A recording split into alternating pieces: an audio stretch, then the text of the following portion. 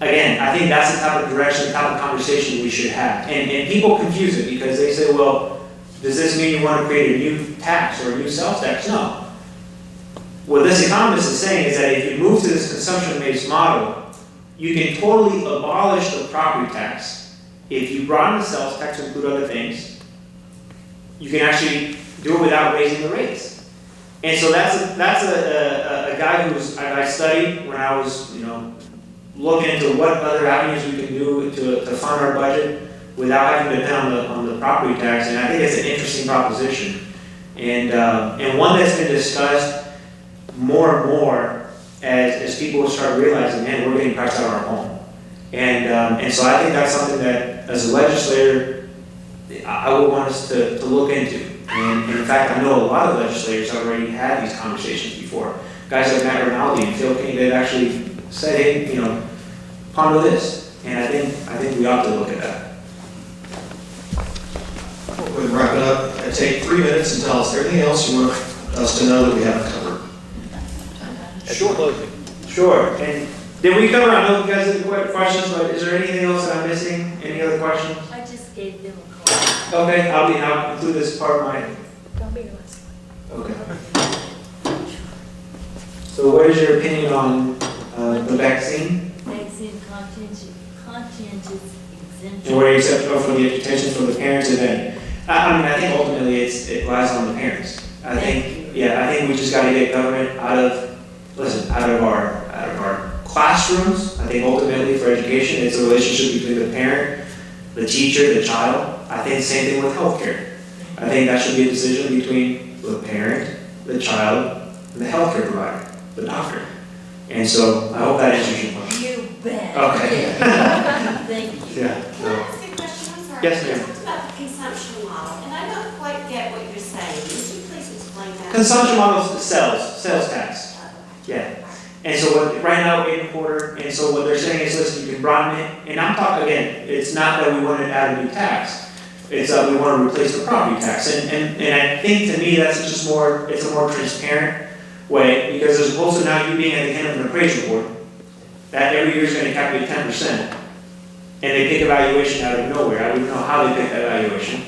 I think now when you look at a sales tax, and that's your way to fund, but that, to me, is a much more transparent, much more accountable process, and that's what I mean by that. Yeah. So I'll conclude by this. Listen, I appreciate the fact that you guys are here. Again, I know there's other things you could be doing. I'm in this race, frankly, because on the issues that matter most to you, taxes, government spending, immigration, Robin Hood, I think those are the issues affecting our district. For 6 years, we've had a representative who's gone down to Austin, and when it comes to school funding, for example, he'll get in a room with the PTA parents and say one thing, and then he'll get in a room with another group and say a different thing. I think you need someone who's going to be consistent, who's going to be upfront with you, and who's going to try to address the issues that affect you most. The gold depository bill that he introduced, listen, people may agree that it's a good bill or a bad bill, whatever the case may be. My reaction is that bill doesn't affect your day-to-day operations. I know it hasn't affected my pocket, my ability to feed my child. And so for me, I think the distinction in this race is that I want to focus on the issues that matter most to you and bring the focus back to that. I think on immigration, right now, $800 million, we continue to fund the board. I agree, 250 new board ratings. But we got to get rid of the things that incentivize people to come here illegally, things like in-state tuition or subsidized health care. I just disagree with that. On taxes, the fact that people are being priced out of their homes, and we got a system that's overly dependent on your property tax. People being pushed out, paying 2 mortgages, one of the bank, one of the government. I think it's wrong. These are life. I'm very proud of the fact that I'm endorsed by Texas Right to Life, one of the organizations that previously backed my opponent, now supporting me.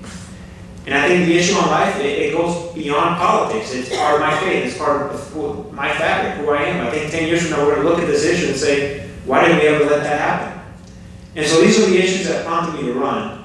I believe when someone knocks on your door and says that they're going to make these promises and vote as conservative, my expectation is for that person to be that same person 6 years later. And I think we got someone who's done a 180 degree as what he campaigned as, and I just disagree. And so I'm proud of giving you guys an alternative choice, proud of my record as a council person, and very optimistic, very excited. I think it's going to be a very close race. You frightened Giovanni so badly that he will not show up anywhere that you're at. Well, yeah, and I'll just say that I think bottom line, this speaks a lot. And it's not that this was just the one opportunity. I'm just going to actually say this because I think it needs to be said. Multiple times we've asked for a debate because you deserve this type of exchange. Exactly. He could have very easily addressed some of the things that he disagrees with me, and I could have done vice versa. He didn't do that. Never have. And as elected representative, that is what you elect us to do. And for example, you know, the 486, it's been now 4 or 5 months, and I've been talking about House Bill 486. And I know the bill, but, you know, I lost track. But that's real time, real feedback. And for us to hide because maybe we don't want to address our records, whatever the case may be, that's not right. I think we need people who are authentic. I think we need to dare to be different. If you're happy with the 6 years that we've had in the last 6 years, then maybe I'm not your guy. If you want to go a different direction, then I hope you will consider me. And listen, you've got my phone number, every mailer you guys get, believe me, the good news and bad news. Good news, it ends on March 6th. The bad news is it ends on March 6th, so there's still 2 weeks. But in the mailer, you'll see my cell phone, you've got my email, I want to be accessible to you. Call me, you got a question. I had a lady call me the other day and say, wow, I wasn't expecting you to answer your phone. I had another person say, don't send me any more mail. But I want to be accessible, and that's why we put our number, and that is the type of person I pledge to be, without your support or your trust. Thank you.